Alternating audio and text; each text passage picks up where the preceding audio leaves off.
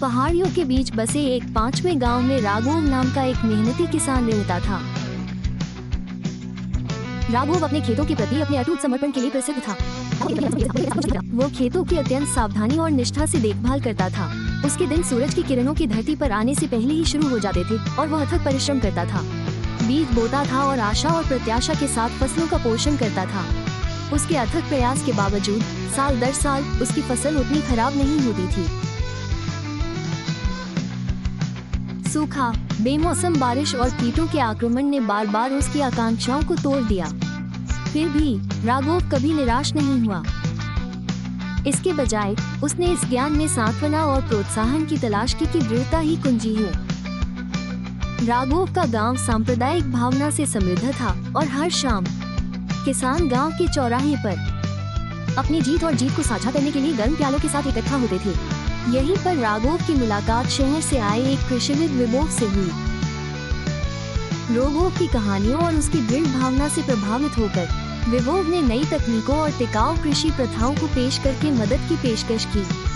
उद्देश्य की एक नई भावना से प्रेरित होकर राघव ने विभोग की अंतर्दृष्टि को अपनाया। राघव ने फसल चक्र, जैविक उर्वरक और कीट प्रबंधन के बारे में सीखा। उन्होंने अपनी जमीन के एक छोटे से हिस्से में प्रयोग करना शुरू किया, पहले तो अनिश्चित रूप से, लेकिन जैसे जैसे हरे पौधे बाधाओं के बावजूद फलने फूलने लगे, उनका आत्मविश्वास बढ़ता गया। समय बीतता गया और जब फसल का मौसम आया तो राघव अविश्वास में देखता रहा कि उसकी फसलें शरद ऋतु के सूरज के नीचे ऊंची और सुनहरी खड़ी थी। उसके खेत हरे भरे थे, एक तरह से फल फूल रहे थे। न केवल उसकी उपज को बदल दिया, खेती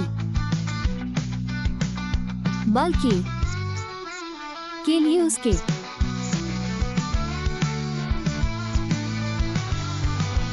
फिर से जगा दिया।